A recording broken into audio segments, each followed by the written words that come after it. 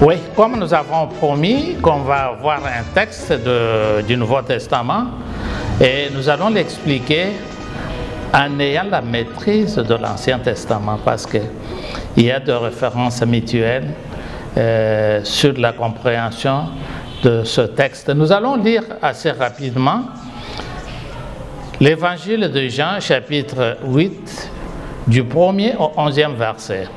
Nous sommes dans la version Louis II. Alors les scribes et les pharisiens amenèrent une femme surprise en état d'adultère et la placèrent au milieu du peuple. Ils disaient à Jésus, « Maître, cette femme a été surprise en flagrant délit d'adultère. Moïse, dans la loi, nous ordonne de lapider de telles femmes. Toi, donc, qu'en dis-tu » Il disait cela pour l'éprouver afin de pouvoir l'accuser. Mais Jésus s'étant baissé, écrivait avec le doigt sur la terre. Comme il continuait à l'interroger, il se releva et leur dit que celui qui est sans péché jette la première pierre. Et s'étant de nouveau baissé, il écrivait sur la terre. Quand ils entendirent cela, accusés par leur conscience, ils se retirèrent un à un, depuis les plus âgés jusqu'au dernier. Et Jésus resta seul avec la femme qui était là au milieu. Alors, s'étant relevé et ne voyant plus que la femme, Jésus lui dit, « Femme, où sont ceux qui t'accusaient? Personne ne t'a-t-il condamné? » Elle répondit, « Non, Seigneur. » Et Jésus lui dit, « Je ne te condamne pas non plus. Va et ne pêche plus. » Donc, cette phrase, « Va et ne pêche plus », vient du récit de la femme surprise en état d'adultère à Jérusalem.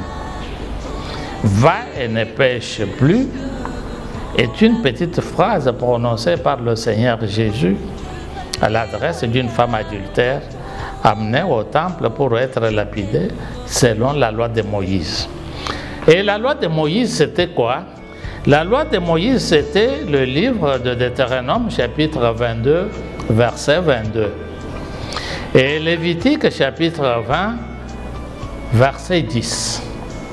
Ces deux passages-là de la loi de Moïse sur le cas d'adultère exigeaient qu'on amène l'homme et la femme pour être lapidés. Et voici d'abord l'aspect politico-religieux de ce récit-là, ce qu'il faut maîtriser pour bien interpréter ce texte. L'histoire de la femme surprise en état d'adultère intervient à Jérusalem, la capitale religieuse du judaïsme. À l'époque, les Juifs furent colonisés par les Romains qui constituaient la grande puissance mondiale de ce temps-là. Ayant fait tomber son royaume par le péché 5 siècles avant, le peuple juif passa d'une domination à l'autre, allant de la puissance babylonienne à celle de Perses, de Grecs et de Romains. Étant largement épuisé par la colonisation, la haine contre les étrangers fut considérée du patriotisme. C'est ce que nous voyons dans l'évangile de Luc, chapitre 4, versets 25 à 29, quand le Seigneur Jésus avait parlé des païens comme des personnes qui seront aussi dans des faveurs de Dieu, et les Juifs avaient fermé les oreilles parce qu'on ne voulait pas qu'on entende parler des étrangers. Au moment du récit, la peine de mort pour les motifs religieux était interdite par Rome d'être prononcée par la population juive selon la loi de Moïse. Et seule la justice romaine fut habilitée à prononcer la peine de mort, comme nous le voyons dans l'évangile de Matthieu, chapitre 27, verset 26. Seul Rome était habilité à prononcer la peine de mort. La loi de Moïse pour le cas d'adultère, c'est ce que nous devons maîtriser. Le cas d'adultère fit parmi les péchés non pardonnables où la mort de l'homme et de la femme victime fut irrévocable. Deutéronome chapitre 22, verset 22, Lévitique chapitre 20, verset 10. Avant que les coupables soient lapidés, la loi exigeait la déposition des témoins appelés à jeter les premières pierres sur les coupables, donc sur la femme et sur l'homme. La première pierre n'était pas jetée par n'importe qui, c'était par les témoins, qui devraient être 2 ou 3, et qui prononçaient aussi les mots. Nous t'avons vu, nous t'avons surpris, que ton péché, que ton sang retombe sur toi. Donc, on devrait avoir 2 pierres selon la loi. Une pierre pour l'homme coupable, une pierre pour la femme coupable. Et quand on prononçait ces mots, on jetait la première pierre sur l'homme, l'autre sur la femme. Par le premier témoin, le deuxième témoin faisait la même chose. Et ainsi, la population pouvait continuer à lapider jusqu'à tuer les coupables selon la loi de Moïse. Et le rôle des témoins dans la loi de Moïse n'était pas à négliger. Suivant cette loi, la déposition de 2 ou 3 témoins fut obligatoire. Un seul témoin ne suffisait pas pour convaincre la population d'un crime commis par un hébreu, homme ou femme. Ça, dans la loi de Moïse, c'est Deutéronome chapitre 19, verset 15. Un faux témoin fut appelé à subir la peine que méritait la personne faussement accusée. Ça, c'était la loi de Moïse. Deutéronome chapitre 19, versets 16 à 19. Et toute opposition à la justice rendue, ou même à son organisation, amenait son auteur à une condamnation à mort. Donc, on ne jouait pas avec cette justice-là. Dès que les témoins étaient là, ils avaient déjà témoigné et que la population était là, on avait décidé de lapider. Personne ne pouvait s'opposer à ça. D'après Deutéronome chapitre 17, verset 12, on devrait tuer toute personne qui s'opposait à ce genre de condamnation. Et puis, il y a quelque chose qu'on doit connaître dans la loi de Moïse, c'était le pardon populaire dans la loi de Moïse. La loi était sévère et que beaucoup de péchés avaient comme peine la mort. Mais Dieu institua un seul jour par an pour les expiations du péché, donc pour avoir le pardon populaire, pardon de tout le peuple. Lévitique chapitre 23, versets 27 à 30 nous donne ce détail-là, et Nombre chapitre 29, versets 7 à 11 nous donne aussi les détails des expiations. Mais avant les expiations, le peuple ne pouvait jamais se prétendre être sans péché. Comme nous le voyons, quand ils ont appris que celui qui est sans péché, si c'était avant les expiations, personne ne pouvait accepter qu'il était sans péché. Et ce jour d'expiation intervient entre septembre et octobre de l'année civile. Et si le péché s'est passé en avril, ou en mai, ou en juin, en juillet, personne ne pouvait prétendre être sans péché. Et aussi, comme on avait amené juste la femme, sans que l'homme soit amené, on avait violé la loi. Et tous ceux qui avaient amené cette femme sans l'homme étaient coupables, méritaient d'être lapidés parce qu'ils s'étaient autorisés à amener la femme sans qu'il y ait l'homme. Alors que Deutéronome 22 dit qu'on doit avoir la femme et l'homme. Et puis, on dit que celui qui va faire de façon à soustraire une personne qui doit mourir, cette personne-là meurt à la place de cette personne qu'on a sauvée. Deutéronome 17, 12 oblige à tous ceux qui étaient venus ce jour-là, qui n'avaient pas amené la femme, d'être lapidés aussi. Parce que la loi était violée. Et puis, il y a le motif caché de cet incident du temple.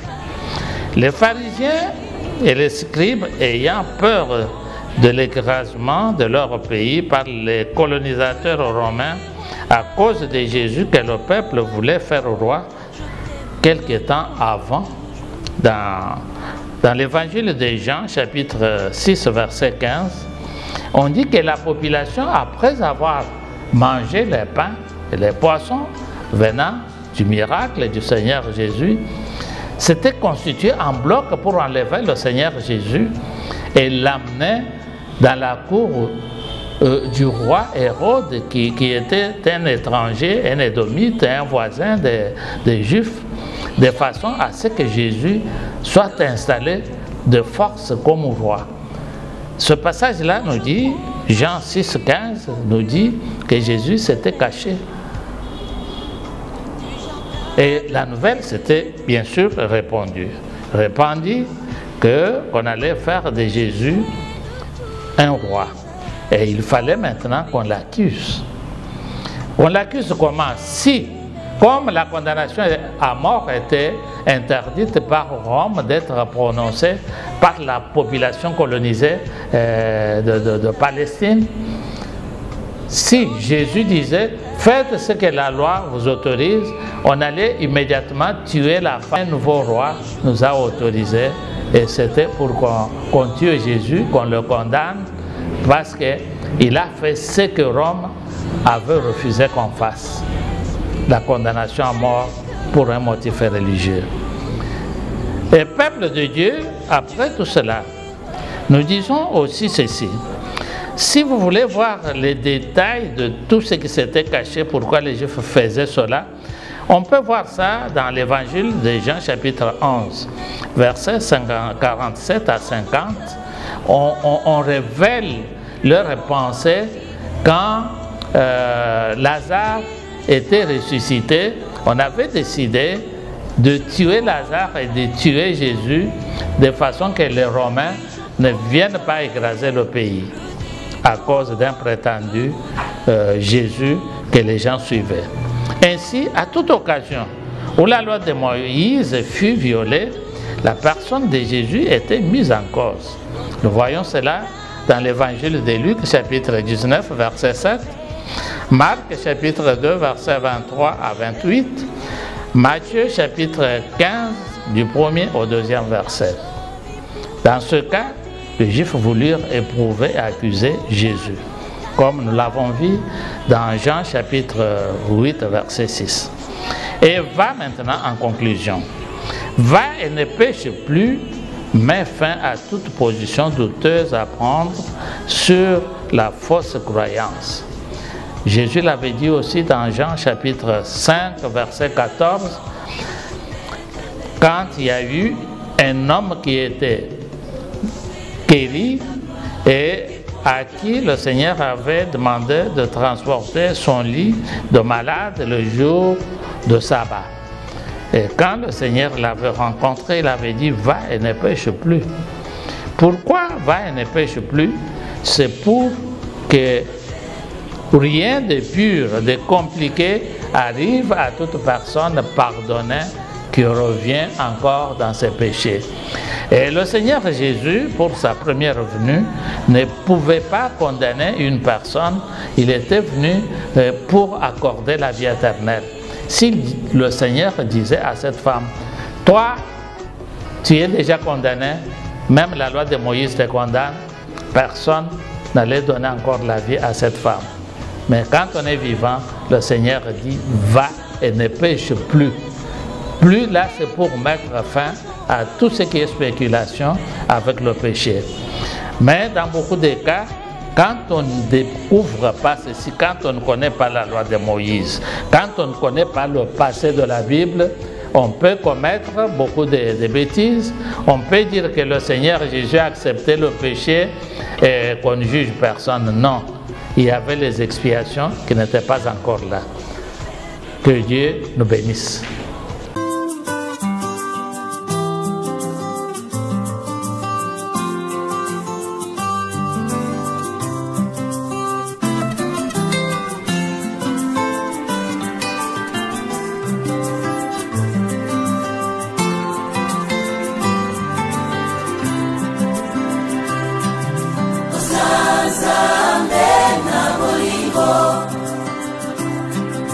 obongi nalokumu